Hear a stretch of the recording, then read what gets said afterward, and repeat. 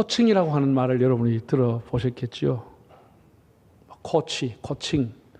인재 개발하는 기법으로 개인이 가지고 있는 능력을 좀 극대화시켜주기 위해, 쉬운 말로 하면 그 사람이 가지고 있는 능력을 업그레이드 시켜주기 위해 가지고 상담이나 교육이나 훈련이라든지 여러 가지 방법을 통해 가지고 그의 잠재된 실력과 능력을 키워주는 운동선수들, 음악이나 그림 그리는 예술가들, 전문 직업인들, 군인들, 이런 것은 다 코칭을 받지 않고는 훌륭한 전문가가 되기가 어렵습니다. 컨설팅이라든지 멘토링이라고 하는 단어가 요즘 나와 있지만은 또 코칭과는 조금의 차이가 있습니다. 우리나라 축구라고 하는 것은 실력이나 기술 또 자신감 이런 것 거의가 축구 변방국이었습니다. 그러나 언제 우리나라 축구가 가장 업그레이드되고 점프했죠? 네? 우리나라가 일본과 함께 2002년도에 월드컵을 개최했다고 하는 거죠. 엄청나게 축구가 그냥 업그레이드 돼버린 겁니다. 네. 여러분, 세계에는 프로팀들이 수만 개가 있습니다. 브라질 같은 나라는 수천 개 프로팀이 있고 매일 축구 시합만 합니다. 유럽은 매일 축구만 합니다. 네. 전부 돈 벌어가 축구 보러 갑니다. 네. 그러니까 그 선수들 막 1,000억씩, 1,500억씩 죽어도 그 선수들 기용하는 겁니다. 그 사람 보러 세계에서 관광을 오니까 어마어마합니다. 그 선수 한번 보려고 시합하는 거. 예. 그 세계에서 일본이 공동 우리하고 개최해가지고 16강에 들었습니다. 세계에서 16강 드는 것도 엄청 어려운 일입니다. 일본이 최고의 성적을 가졌습니다. 일본 역사에, 축구 역사에. 세계 16강입니다. 우리나라는 얼마나 됐죠? 우리나라는 4강에 들어갔습니다. 이거는 거의 우리나라 역사의 거의 기적입니다. 기적입니다. 예.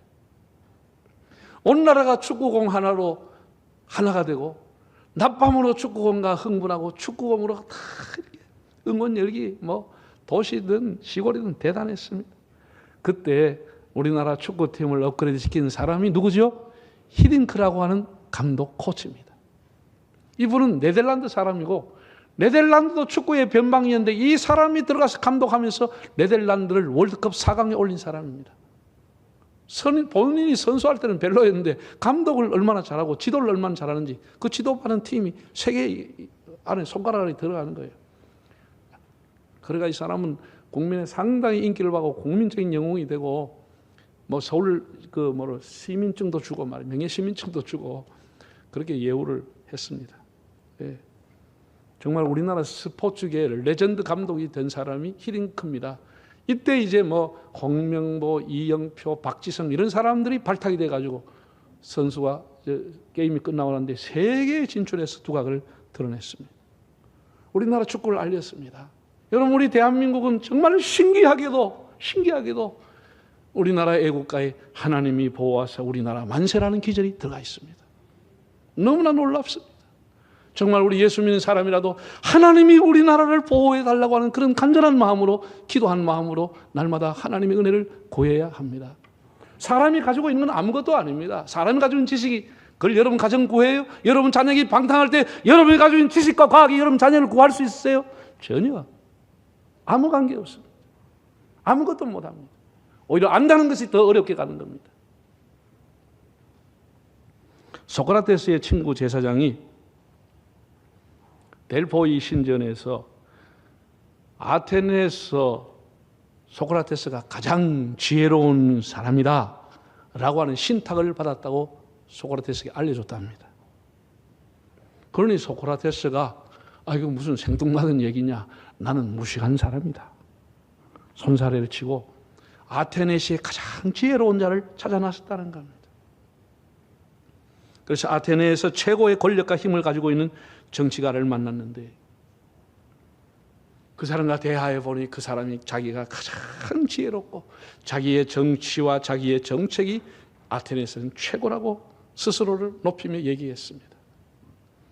그와 대화를 마친 소크라테스는 자기가 지금까지 대해봤던 많은 속인 중에 한 사람에 불과했다 평가했습니다. 고고한 시를 짓는 유명한 시인이 있어서 찾아가서 그와 대화를 한 겁니다. 그랬더니 그 역시 아테네에서 나만큼 지혜로운 사람, 나만큼 인생을 깊이 성찰한 사람이 있나 이렇게 얘기해서 실망하게 된 겁니다. 그리고 최고의 기술자 장인을 찾아가서 대화를 해봤더니 그 장인 역시 아테네에서 자기가 가장 지혜로운 자라고 생각하고 있더라는 겁니다. 소크라테스는 권력을 가진 자는 권력이라고 하는 한 가지만 가졌는데도 자기가 가장 지혜롭다고 착각하고 있더라. 장인 기술자도 자기가 터득한 것이 아주 작은 것이지만은 마치 자기가 최고의 기술과 지식을 가졌다고 착각하고 있더라. 그래서 그 한 말이 유명한 말이 뭐예요? 네 자신을 알라 라고 했다는 겁니다. 우리가 알면 얼마나 압니까? 여러분이 알면 얼마나 압니까? 여러분이 가지고 있으면 얼마나 갖고 있습니까? 여러분, 사람은요, 사람을 도와주고 밀어주고 끌어주는 게 어느 정도까지 끝입니다. 그 사람을 자기보다 능력이 뛰어나게 청출을 어람으로 키워주지 않습니다. 어느 정도까지 밀어주고 끝입니다. 그 다음엔 잡아 당겨버립니다. 사람은 다 옆에서 잡아 당겨버립니다. 올라가면 당겨버립니다. 하나님이 위에 계시면서 그분이 우리를 끌어주실 때 요셉도 다윗도 모세도 하나님이 끌어주시면 탁월하고 위대한 사람이 되는 겁니다. 하나님이 위에서 끌어주시는 것이지 사람 밀어주는 게 한계가 오는 겁니다. 사람이 도와주는 거 한계가 오는 겁니다. 또 그 사람을 뛰어넘기도 어렵습니다. 여러분, 사람이 가지고 있는 지식으로만 되는 게 아닙니다. 우리는 반드시 위에 계신 하나님의 도움, 하나님의 은혜를 입어야 하는 겁니다. 우리가 사람과의 관계에 있어 가지고 제일 중요한 게 뭐예요? 그 사람과 나와의 신뢰입니다. 신뢰 관계가 형성되면은 30년, 50년 평생을 친구로 살아가는 거고 가깝게 되는 것이고, 신뢰가 깨지면 부부간에도 다 깨져버리는 것입니다. 그렇잖아요. 여러분 사회생활 여러분 생각해 보세요. 여러분의 우정을 가지는 친구들 한번 생각해 보세요. 그 사람하고 신뢰 관계가 있기 때문에 30년, 50년 이렇게 사귀고 살아가는 겁니다. 그 신뢰가 깨진 날 관계가 다 틀어져 버리는 것입니다. 관계가 다 깨지는 거예요. 제가 오늘 아침에도 일부 예배, 일본에 있는 김병호 성교사님이 와서 예배 드렸습니다. 내가 군대 가니까 20대 중반에 군대 가니까 그분이 1등병을 달고 있더라고. 나는 이제 딱대기 한 개 달고 따블백 메고 보충대 갔습니다. 그때 만난 거예요. 세상에 그래서 만나가 40년 이상 나와 우정을 나누고, 그 사람이 목사되고 일본에 선교사를 갔을 때 내가 교회 섬기는 곳곳마다 지금까지 그를 선교비로 도와주고 있는 거죠. 사람이라고 하는 게 관계는 어떻게 유지하느냐? 가장 기본, 가장 바탕은 그 사람과의 신뢰가 돼야 같이 교제가 되고 평생 같이 가는 거예요. 교회하는 것도 마찬가지입니다. 여러분이 목사를 보면 이거 말은 번지르하네 이러면 여러분하고 나하고 깨져버리는 것입니다. 내가 이 교회에 있는 한 여러분 맴돌다가 교회를 떠나게 되는 겁니다. 교회 안에 들어올 수가 없는 겁니다. 내가 관계가 깨졌는데 그 사람이 어디 가서 어떤 보직을 받아 교회를 섬기겠습니까? 만약에 제가 장로님이나 집사님, 안수 집사님 볼 때 이거 겉은 멀쩡한 데서 속은 자이다 이러면 내가 그 사람하고 어떤 관계를 가지겠습니까? 그 사람 관계가 깨져버리는 것입니다. 인간관계가 끝나버리는 것입니다. 사람이 가족이든지 친구든지 스승이든지 같은 회사 동료든지 그 사람을 맺어주는 것, 신뢰라고 하는 겁니다. 신뢰가 있을 때 가능한 겁니다. 하나님과의 관계는 어떨까요? 하나님과의 관계도 동일하게 하나님에 대한 신뢰가 있을 때 그 사람의 믿음 생활이 바르게 되는 겁니다.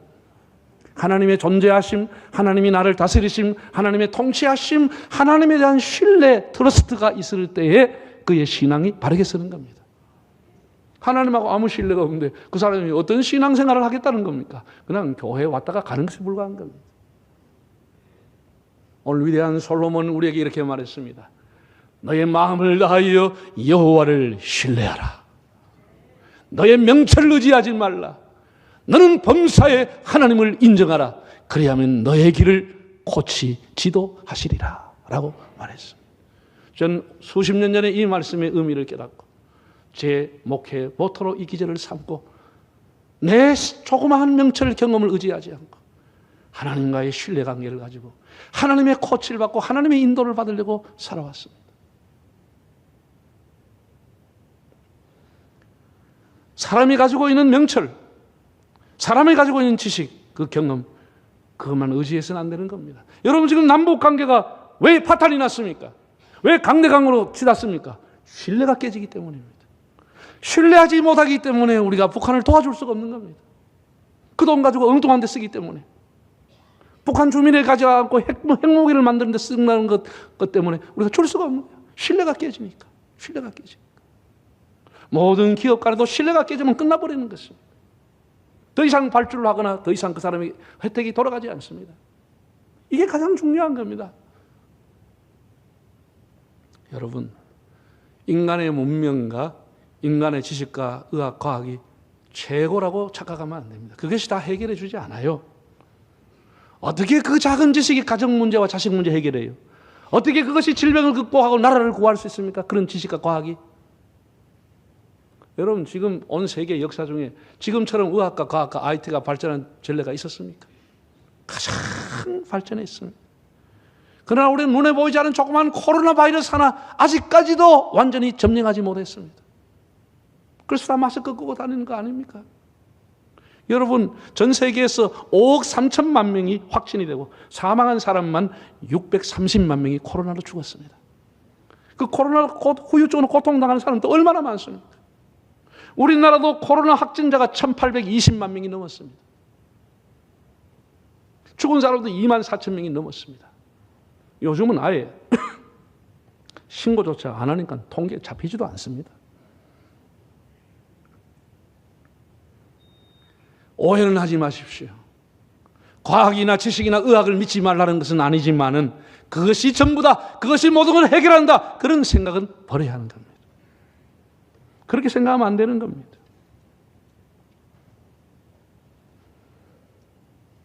여러분, 우리 모든 인생의 문제, 모든 인생의 미래 위에는 초월자의 전능자이신 하나님이 계시는 줄 인정하시기를 바랍니다. 하나님을 범사에 인정하라 그랬습니다. 여러분, 욥이라고 하는 동방의 최고의 부자였습니다. 그가 그의 온 집이 풍비박살이 나고 자식이 다 비참하게 죽고 자기 온몸이 그래 썩어서 그렇게 괴롭고 당할 줄 어떻게 알았겠어요? 나름 바르게 살고 경건하게 살고 하나님 경외하며 산다고 했던 욥에게 엄청난 고난이 다가왔습니다. 욥은 처음에는 상당히 믿음 있게 고백했습니다. 주신 자도 하나님이요 취한 자도 하나님이시다. 하나님이 영광을 받으시다.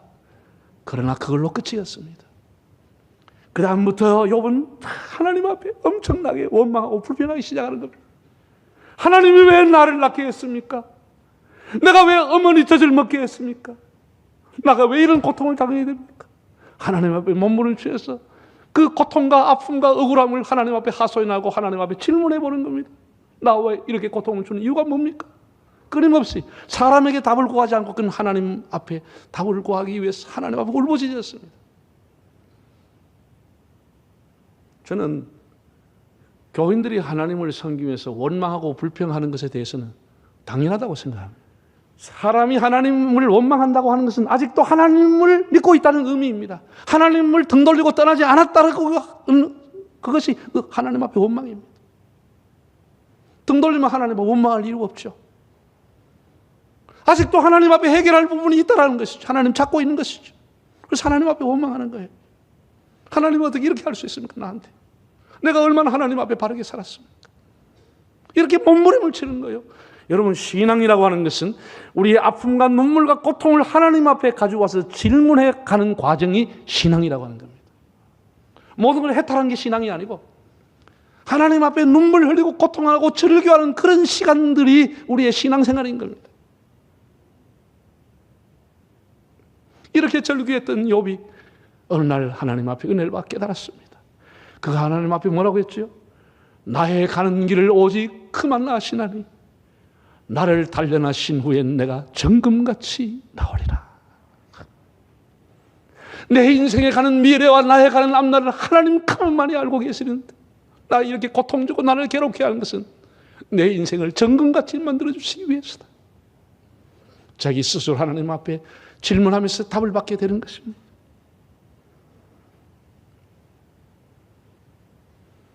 여러분도 사람 앞에 답을 구하려고 하지 말고, 사람 앞에 위로받으려고 하지 말고, 하나님 앞에 나와 눈물 흘리며 하나님 앞에 질문해 보시기를 바랍니다. 당장은 답이 오지 않을 수 있습니다. 여러분이 원하는 화끈한 답은 안 올 수 있습니다. 그러나 그런 질문 속에서 하나님으로 주신 영감이 옵니다. 기록된 말씀을 통해서 하나님이 길을 가르쳐 줍니다. 목사의 설교를 통해서 어렴풋이 가야 할 방향을 가르쳐 주는 겁니다. 여러분의 개인적인 기도와 경건 생활을 통해서 하나님이 감동하십니다. 아니면 사람을 보내서 여러분을 깨우쳐 줍니다. 하나님은 여러 가지 수단과 방법을 통해서 하나님 앞에 고민하며 질문하고 번뇌하는 그를 인도해 주십니다. 세상에는 답이 없어요. 길이 없어요. 그래서 세상 사람이 억울해하면서 우는 이유가 뭡니까? 답이 없으니까 우는 거예요. 답이 없으니까 땅을 치고 통곡하는 겁니다. 여러분, 세월호가 빠진 지가 몇 년 됐어요? 천안함 침몰한 지 여러 해 지났습니다. 이제 사람들은 그 잊을만 한데 저 사람들을 왜 저렇게 울까? 저 사람들을 왜 저렇게 그걸 자꾸 시비할까? 하지만은 여러분, 생태 같은 자식을 말 한마디 못하고 죽었습니다. 그 가지고 있는 원한, 그 아픔, 그 억울함, 그 원통함, 당국자를 붙들고 흔들어서 내 자식 살려라 그래도 안 될 때 답이 없으니까 울 수밖에 없는 거예요. 왜 자식이 죽었는지 답을 내달라는 거예요. 그 답을 누가 줄 거예요? 아무도 답을 못 주지.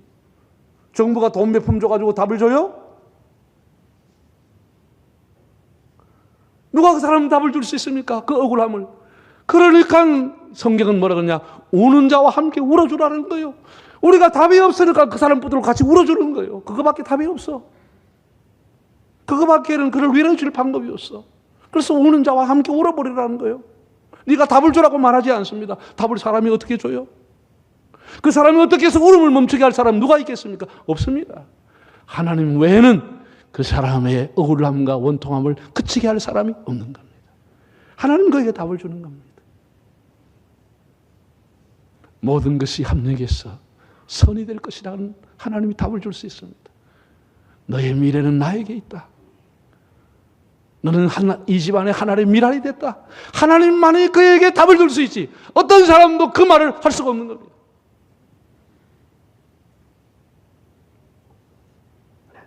우리는 의심이 가도, 원망이 돼도, 불평이 돼도, 억울해도 끝까지 하나님 앞에 질문하며 하나님을 신뢰하며 살아갈 수 있기를 바랍니다. 시편 30편 20절을 보니까 이런 성경이 나옵니다. 네 하나님 여호와를 사랑하고 그의 말씀을 청종하며 또 그를 의지하라. 그는 너의 생명이시요 너의 장수이시니라. 장수라고 하는 말 영원이라 그 뜻입니다. 그 말씀을 청종하며 그를 의지하라. 히브리어로 의지라고 하는 단어가 다바크라고 하는 단어입니다. 다바크라고 하는 단어의 뜻은 찰싹 달아붙는 거예요. 굳게 결합하는 거예요. 바싹 거리를 두지 않고 바짝 뒤쫓아가는 것을 다바크라고 하는 것이에요. 네가 하나님을 바짝 뒤쫓고 그를 의지하고 따라가라는 것이에요. 얼마나 놀라운 일입니까? 우리가 어느 정도 거리를 두고 적당하게 믿을까 말까 그게 아니고 하나님을 바짝 붙으라는 거예요. 바짝 붙으라는 거예요. 그 하나님 너와 함께 한다는 거예요. 여러분 시편 18번에 보면 다윗의 시가 나옵니다. 그는 이렇게 말했습니다. 내가 적굴 향해 달리며 내 하나님을 의지하고 담을 뛰어넘나이다. 자기 인생의 수많은 남을 하나님을 찰싹 따라붙고 하나님을 뒤쫓으면서 모든 인생의 담을 뛰어넘었다고 고백을 했습니다. 지금 사람마다 신문을 보면은 특별히 지방선거가 끝나고 난 이후에 갈등이 더 심각해졌다. 사회가 더 살벌해졌다. 각박해졌다. 그런 얘기를 많이 싣고 있습니다. 인정도 사라지고 이웃도 사라지고 인간미도 다 사라지고 냉정한 사회가 됐음을 안타까워하고 있습니다. 여러분 우리 사회가 왜 이렇게 됐죠? 우리가 왜 이렇게 순식간에 우리나라가 몇 년 새에 이렇게 각박한 사회, 서로를 비난하고 욕하고 폄하하고 무시하고 그 사람이 만들었던 금을 다 찢어버리고 왜 이렇게 살아가죠? 이 경쟁사회가 낳은 결과입니다. 경쟁사회. 물론 어느 시대나 경쟁이 없지는 않았습니다. 그러나 지금은 경쟁이 너무나 도가 넘었습니다. 무한 경쟁의 시대가 되어버린 거예요. 어느 분야든지 열심히 공부해서 시험을 치러 갔는데 자기 혼자 뽑는데 혼자 시험 치러 온 줄 알았더니 200명이 와버렸어. 1000명이 와버렸어. 거기서 계속 밀려나는 거예요. 회사에 가보려고 여러분 원서에도 원서 소식조차 안 와. 오라 소리도 안 와. 절망하고 열등감 가지고 분노가 일어나게 되는 거예요. 사회에 대한 분노가 일어나는 거예요. 기득권에 대한 분노가 일어나는 거예요. 그래서 묻지마 살인, 묻지마 폭행이 일어나는 것이죠. 이 무한한 경쟁, 이것이 사람의 마음을 완전히 황폐하게, 피폐하게 만드는 겁니다. 개인 간에도 경쟁하지요. 기업 간에 경쟁하지요. 이제는 국가 간에도 편을 짜가지고 내 편, 네 편 가지고 경쟁합니다. 이 편 잘못 들어가면 나라가 망해버리는 것입니다. 잘못된 편에 들어가면 나라가 망하는 것이에요. 여러분 이번에 지방선거 끝났습니다. 정치 한번 봤잖아요. 정치라는 게 뭡니까? 목숨 걸고 싸우는 게 정치입니다. 목숨을 겁니다. 인생을 겁니다. 그리고 충돌하는 겁니다. 죽기 아니면 살기로 공격하는 거다. 폄하하는 거다. 말하면 바로 공격해버립니다. 지난날 자기가 했던 말들을 다 잊어버리고 그래서 내로남불이니 자성자박이니 자기가 지난날에 했던 말이 화살처럼 자기를 찌름에도 불구하고 또 그 말로 공격하고 또 이렇게 되는 거예요. 이런 사회가 돼가고 있는 겁니다. 그런데 제가 생각해 봤지요. 미래를 알면 싸움은 안 하겠다. 그런 생각이 듭니다. 그렇죠. 미래 아는데 왜 싸우겠습니까? 공천 안 될 줄 알고 있으면 그 사람 공천할 이유가 없죠. 미래를 알면은 교도소도 텅텅 비고 미래를 알면 지옥도 텅텅 빕니다. 그걸 모르니까 싸우는 거예요. 모르니까 싸우는 겁니다. 그럼 미래학이라고 하는 한 학문의 한 분야가 있어요. 미래학이라는 게. 그럼 뭐 그 가르치는 교수하고 그 배우는 학생들이 뭐 석박사 됐다고 해서 미래 알아요? 지나가는 과거에 대한 어떤 통계를 내고 앞으로 있을 날 여러 가지 추론에 대해서 어렴풋이나마 안개 낀 미래의 방향은 제시할 수 있지만 그건 미래를 모르는 것이죠. 미래를 알면은 미래학을 공부하는 그 사람은 다 주식 대박 터지려고 뭐가 내린지 아는지 다 알 거 아니에요. 그 사람은 부동산 재벌 돼버리지. 그 사람들이 다 국회의원하고 다 해보지. 미래 아니까 나가면 되겠다 안 되겠다 다 하니까. 그런 건 없습니다. 그러니까 그걸 모르니까 사람들이 옛날부터 미래를 알고 싶어가지고 현재는 성실하지 않으면서 미래를 알고 싶어가지고 점쟁이를 찾아간 거예요.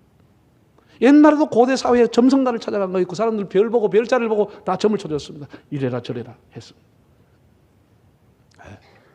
요즘도 운명관 찾아가고 이 과학 세상에 철학관 찾아갑니다. 앞으로 아마 세상은 험해질수록 운명관, 철학관, 점쟁이 집은 문전성시를 이룰 겁니다. 또 불안한 것도 찾아가야 되는 거예요. 그리고 요즘 참새가 점치는 사람도 있습니다. 또 다른 나라에 가면 조개무늬를 가지고 점을 칩니다. 조개가 이렇게 무늬가 있어요. 비쌀 무늬. 그걸 탁 던져가지고 그쪽으로 하나만 글로 가버린 거예요. 조개무늬 점쟁이가 있습니다. 우리가 학교 다닐 때 옛날에 갈림길에서 여기 갈까 저 갈까 어떻게 했죠? 손에 침 탁 빼다가 탁 대가 침 튀는 대로 가버렸죠. 그거나 이거나 다를 게 뭐 있어? 똑같은 거지. 이렇게 사람은 미래를 모르는 거예요. 캄캄한 거예요. 이렇게 미래를 모르면서도 자기 지식을 믿고 끊임없이 하나님은 거절하고 강팍한 시대가 위에 계신 하나님의 인도를 받으려고 하지 않는 자기 지식을 믿고 가는 거예요. 그렇게 다 망하는 것이지. 다 망하는 것이지. 여러분, 여러분의 삶을 극대화하기 위해서 여러분의 인생을 복되게 하기 위해서 하나님 앞에 늘 질문하고 기도하며 하나님의 고친 지도를 받을 수 있기를 바랍니다. 오늘 설교 마지막 한번 보면서 크게 한번 읽어보겠습니다. 하나님은 내 인생 코치십니다. 주의 지팡이가 나를 안위하시나이다. 하나님 우리와 함께 하소서.